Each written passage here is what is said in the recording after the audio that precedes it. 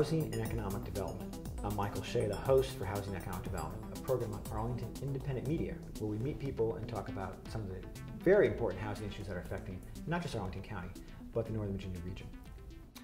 We're joined today by Michelle Krocker, who's the Executive Director of the Northern Virginia Affordable Housing Alliance. The Alliance works with a lot of different groups to educate and advocate on some of these issues and hopefully help Arlington and surrounding areas solve these challenges. So Michelle, thanks for coming on the program. Thank you. Pleasure to be here.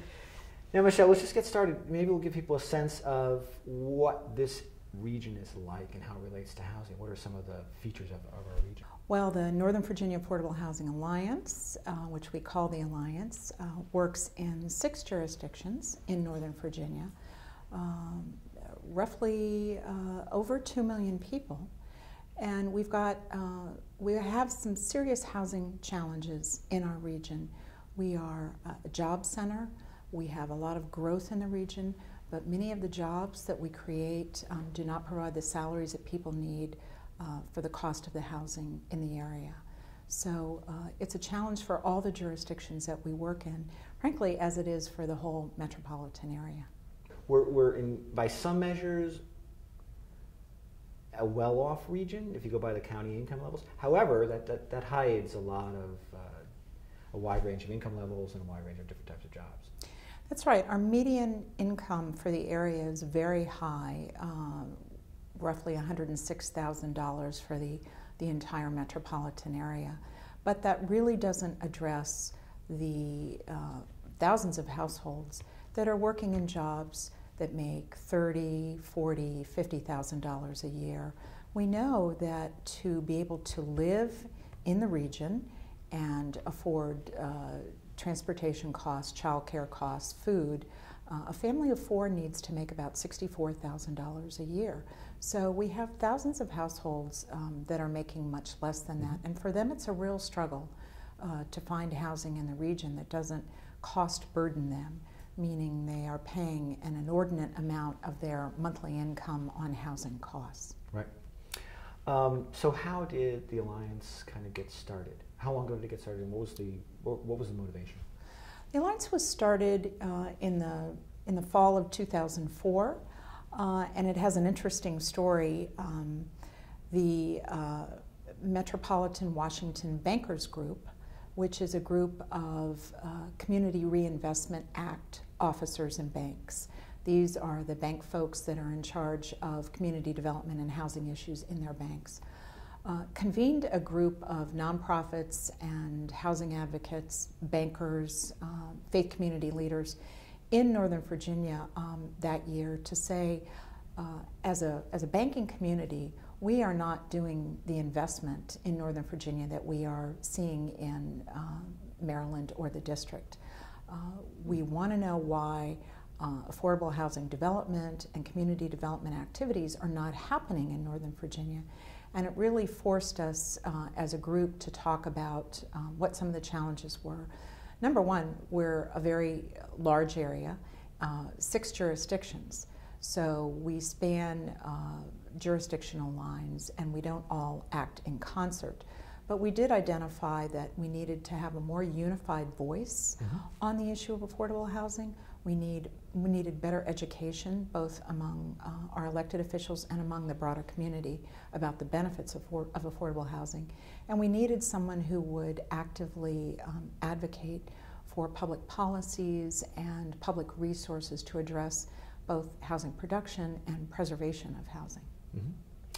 And so how did you get into this? Where did you come from for this? I was the nominal head of this effort for about 6 months, and then decided that I would leave where I was and take this on as a full-time responsibility. It's almost like being part of a startup. So it was very exciting to help to start this effort and mold this effort, and there was a lot of enthusiasm and support from many around the region, I think, which indicated how much this kind of effort was needed. Who are some of the, I guess, the allies that you work with? Who's the Alliance joined? We are not a membership organization. We are a coalition, but we have a broad group of stakeholders who are involved. So principally developers, both nonprofit and for-profit developers of affordable housing. We have nonprofit organizations that deal with human services and really provide services for many of the people who live in the affordable housing that we're choosing to develop or preserve.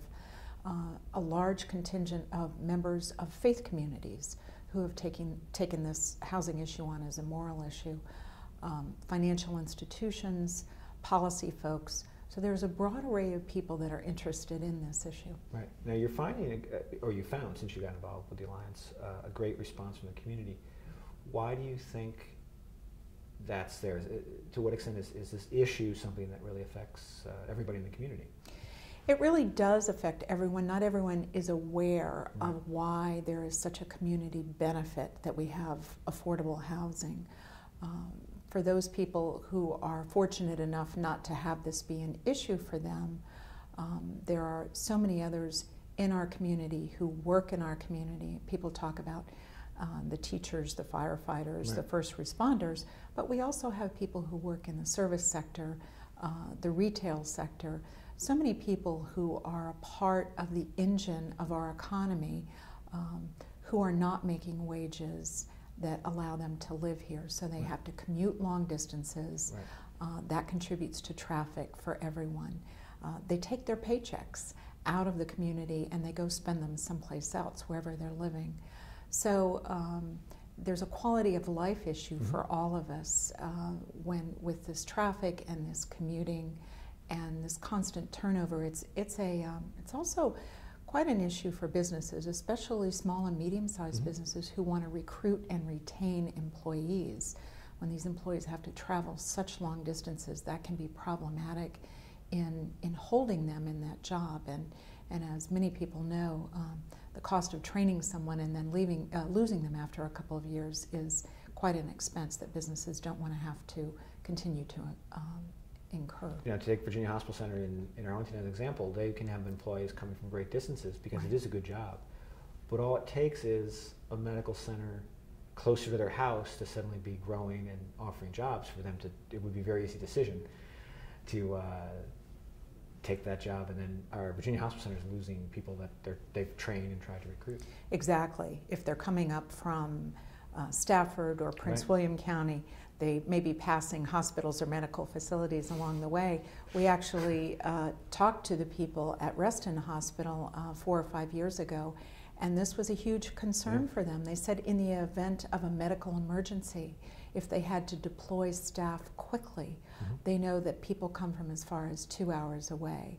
So they were very concerned about this issue of housing for their employees and for their workforce. And with traffic in this area, those same people have a lot of time to sit in traffic and see that place where, oh, I wish I could work there. It's close to home. Yeah. Well, and it speaks to a quality of life issue too. People really are, especially these younger generations of people want a better balance in their life, and they don't want to spend 3 hours commuting every day.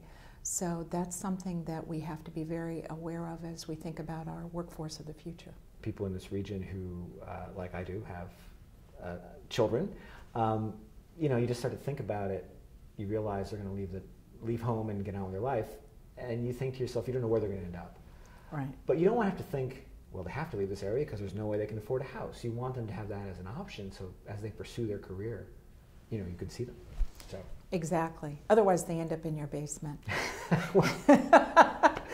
And we all love our children, and that's good for a while.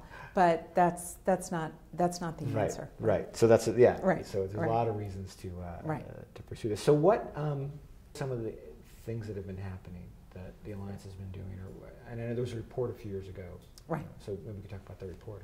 Sure. Charting a Way Forward was a report that we put out in 2010 that really looked at 3 redevelopment areas within the inner suburbs of Northern Virginia, specifically the Columbia Pike in Arlington, the Beauregard Corridor in Alexandria, and the Bailey's Crossroads area in Fairfax County. 3 major corridors that had all been slated for redevelopment, increased density, transit improvements and enhancements, lots of good things that needed to happen. But as a result of those actions, those 3 corridors, which are actually located quite close to each other, contain quite a bit of older, what we call market rate affordable housing, about 11,000 units of older housing that has no subsidy in it, where a large percentage of our working population lives. And what the report pointed out was for the importance of jurisdictions working together to make sure that we don't lose those units. And each jurisdiction has taken steps to implement plans. Arlington has been the most aggressive with their redevelopment of Columbia Pike and their stated goal of saving 6,200 of the units that are market affordable on Columbia Pike, in addition to adding affordable units with the new construction. Alexandria has stated that they will have 800 units committed, but they lost 2,500 units, so there's a net loss there. And Fairfax County really hasn't seen major redevelopment going on in the Bailey's Crossroads yet, but I imagine as Columbia Pike moves west and the redevelopment happens, there will be pressure on Fairfax County. So how are we planning as a region for trying to preserve that housing? What are the tools we have? And what happens if we lose those people and that workforce? Right, and that's an interesting point. I think Bailey's, Crossroads, and Fairfax, this is a great opportunity for them to be really ahead of the curve, in a sense, if they have some careful planning. The other thing is, and it's certainly true in Arlington County and other areas, the way these goals sort of come up is from a community plan. It's very local, neighborhood driven. I mean, every neighborhood at some point gets around to developing some kind of a development plan in the process. There's various ways that happens. Right. But this is where the goals are coming from. It's in response to the economic changes that are happening. Right. Right. Well, there's a lot of, I think the leadership at the top has a lot to do with it as well. Right. Arlington has always been very specific and pronounced in their annual budget guidance every year about the importance of housing affordability and the safety net. So I commend the leadership in Arlington, and I know certainly that's part of the culture of this community. Other jurisdictions have not been as vocal. Certainly they all value affordable housing, but Arlington certainly speaks directly to this issue and puts a considerable amount of resources, financial resources, toward these goals of both producing and preserving housing. So should we talk about a little bit about not just the resources, but maybe some of the creative thinking that has to happen, or the new? To what extent do you think it's vital that the communities are creative and coming up with new designs, new ways of going about this? Well, and I think you raise a good point that in this era of austere budgets and fewer financial resources, what are the other ways we can make sure we still achieve the same result of housing in the community? So one of the ways that, again, Arlington has participated in this is the new community center at Arlington Mill has, right adjacent to it, a building with affordable housing. That was made possible in part by the county allowing the developer, Arlington Partnership for Affordable Housing, to use the land. That's a considerable cost in developing. So in this case, the tool is, how do we look at publicly owned land or co-locating, which is what we did here, with other public facilities. And that's a very creative way of saying we want to place housing in our community, how we can, let's look at the other assets we have in the community. Certainly in Alexandria, the very almost famous now example of the firehouse in Alexandria over at Potomac Yard, which built, I think it was 64 units of affordable housing above the firehouse. It's absolutely gorgeous. People ask, what happens when the fire engines take off? Well, we did ask that question, do you hear it in your apartment? No, they move 10 seconds down the road before the sirens go on. Right. So there are lots of different ways to look at. Fairfax County has talked about, can we look at our schools? Is there a way to develop housing for some of our teachers and our school personnel, the bus drivers, the cafeteria workers, the maintenance folks, where we actually have housing for them on the site of the campus, right. of the school campus. So I think that's an opportunity that we need to look at, that makes a long-term ground lease available to someone who's developing the housing and really brings the cost down. It would be a great idea. The only fear I would have is that some kids might be intimidated because they would think the strict teacher that they have to confront every is day, right there. They live there. Right. Can't get, Well, and there are concerns about putting housing on school grounds, security concerns, so right. you want to be very careful, right. and these are all, issues that need to be fleshed out and right. addressed, but it's something that we need to look at. Right, there are times when it depends on the certain school campuses it would not work at all, but right. others there's a little bit of, if you can balance the need for parkland and recreation space and housing, if you can come up with a balance, you can find some opportunities there. Sure, and more urban areas too. We should look at, there are examples around the country, not here locally, of schools being built on the first level and housing being built above right. it. There's an example in Portland, Oregon of that. So there's a lot to be learned by looking around the country and best practices to see what have other high-cost areas, which is what we are, and a more urbanizing area, right. how are they addressing this issue to keep housing affordable? And that would be, that could really work with a lot of the Silver Line development area heading out toward Loudoun exactly. County. You've got, the area is changing and much taller buildings are going up close to the transit. Right. And so to what and schools can go up there too, right. because they have similar issues. Fairfax County has an enrollment crunch like Arlington does.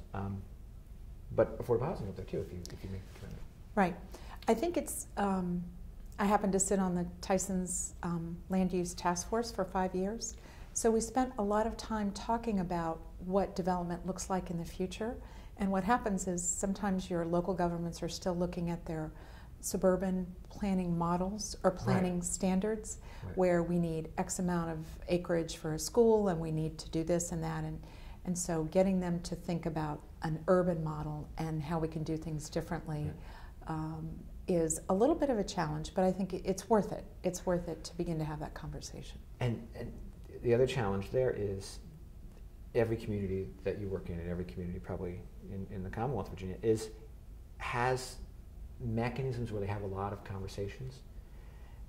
But because things have been going on for so long, it could be the people that are concerned with parks and recreation are having their conversation. Mm-hmm. The people that are concerned with housing are having their conversation, and then schools. And it's finding that if we're going to rebalance things and think about new models, you need that sort of grand conversation. You do. You need to collaborate and break out the silos, as they say. That's the key. And have the conversation about how we can, again, what are our assets and how can we best utilize what we have in the community to accomplish our objectives.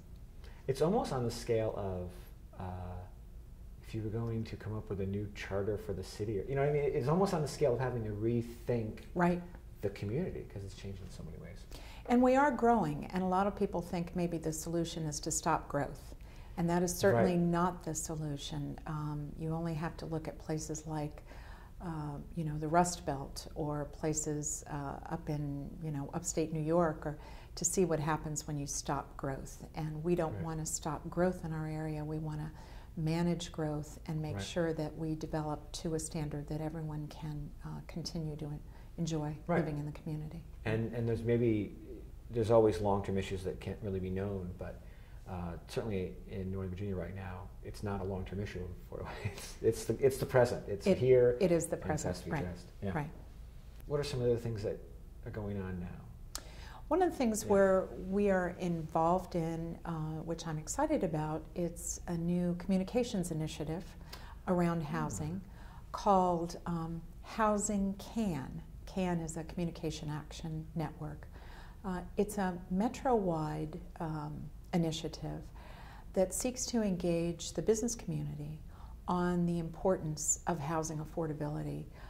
It really seeks to focus on housing as an element of economic sustainability, of viability of the region, and it goes back to housing our workforce and being very mindful that there are other regions in the country that are also growth centers, job centers, that maybe have lower costs of living that could very easily steal business away from our region. Certainly we have to be mindful of this as the involvement of the federal government ramps down in our region. So this has been a challenge for housers for a long time to get the business community engaged in this issue and to have them be a champion for housing, to make it a priority issue and to call for regional solutions, really as they've done with the issue of transportation. We've seen the region unite around metro and a regional transportation system and the importance of that to our economy. Housing should be a piece of that, as should education. So we've started this campaign. There are two other organizations that are involved with us, regional organizations, HAND, the Housing Association of Nonprofit Developers, which is well known, and CNHED, which is Community Nonprofit Housing and Economic Development. It's a group out of Washington, and they focus on housing issues there, along with BB&T, who was a founder in this. So we got some grant money from United Way to start this campaign, and we're very excited about the possibility of building this. We have a website, we have messaging, but this spring we'll focus on a small forum with select business leaders, some of them from the hospital industry, to talk about this issue of housing the workforce and what they see the concerns are and what they see as their role in addressing this. So, yeah, I was going to say it is important to get more of the business community engaged, but certainly you can find champions like from the hospital industry now that have been very enlightened and working on this. Exactly, exactly, right. And just assessing where they view how they can be most effective, and whether it's through chambers, whether it's through trade associations, what's the mechanism. So we're excited about that initiative. Yeah. Yeah. Anything else that you want to share? We're putting out a set of reports, again, focused on the diminished federal resources that we have, so looking at what are the tools that local governments have to address our housing issue. Our first report just came out in November that talks about commercial linkage fees. When we have commercial development that happens in a community, there should be an acknowledgement that that commercial development, while wonderful, brings jobs, which bring people who need housing. So there is a policy in some jurisdictions that institutes a commercial linkage fee. For every square foot you develop, you pay a fee into an affordable housing fund. Arlington certainly has that in place, and it's been very helpful and an integral part of their affordable housing investment fund. Alexandria has it on a voluntary level, and Fairfax County is looking at implementing it. So we have done a report on that to help share best practices. Part of what we want to do is help policymakers in adjoining jurisdictions understand who's doing what, because so often they're unaware that these are practices that have been adopted by their neighbors. And our next report that we're working on is the issue of using public land as an element of allowing us to develop affordable housing. So we also, every year, work on budget advocacy. So in the jurisdictions that we work in, we bring together a coalition of nonprofit partners in each of those jurisdictions and make recommendations for housing and human service concerns relative to the budgets that are being proposed. So that work usually begins at the end of the year and goes through the 1st of May, when almost all the budgets are adopted by everyone in this area is kind of on the same cycle. Exactly. To go back to the commercial linkages, so in Arlington's case, there's a county-wide mechanism for that. And then in addition, they've adopted, with Columbia Pike, I think, a tax increment fund mechanism. Right. So there's different ways to go about it. Exactly. So Arlington just this last December approved a series of tools, the tax increment financing, which is using the projected tax increases for an area to develop housing. There are funds for renters whose housing is being renovated and their rents may be increased. It's called a TOA fund. Oh, right. So there's TIF, TOA, and there's one other one that I'm forgetting. But it's a series of tools that Arlington has adopted that, again, they're cutting edge and the leader on a lot of these issues. So we'll be watching. Some of them don't have broad implementation yet. Right. So we'll be watching to see how the rollout of these tools are. But they've been very thoughtful in how they want to achieve this goal of preserving the 6,200 units on Columbia Pike. So I commend them for that. And certainly Arlington, some of the issues, the specific issues that Arlington is facing, could be the kind of issues that 15, 20 years from now Loudoun County is facing as development expands in this region. So again, it's a great learning opportunity for some of the regions. Absolutely. Public lands, use of public lands. Let's go to that for a second. Well, we have certainly the two examples that I gave you in Arlington and Alexandria, and it's something that advocates have been talking about for quite a while. As a matter of fact, 6 or 7 years ago, this discussion began in Fairfax County about coming up with an inventory of publicly owned land. So as you can imagine, there will be a lot of competition for that land. There will be people from parks and recreation who will want it.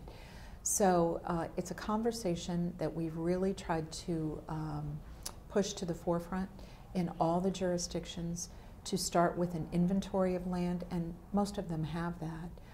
Then to look at what would be appropriate for residential development, because not all sites are, and then to go from there. So our report hopes to lay out some guidelines and policies which we would like each jurisdiction to adopt, so we actually have a process for looking at this.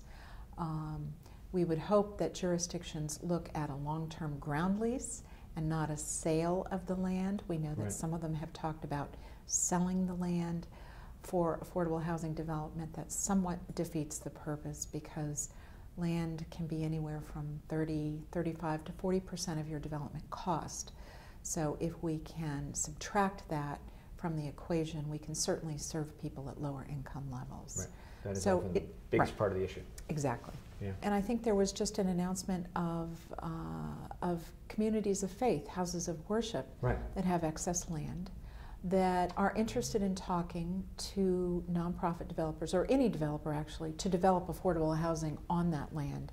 It's something that has been discussed in the region for probably 20 years. There are a lot of complications with getting access to the land, lots of layers of authority with churches as to who has the final say, and frankly sometimes not consensus within a faith community as to whether this is the best use of their land. But I have heard from some of our nonprofit developer partners that they are now being contacted by houses of worship to talk about some sort of partnership or development of housing on church land. So that's a very exciting opportunity. All right, well, Michelle, I want to thank you for coming to the show. I want to thank Janar Stewart, terrific crew today.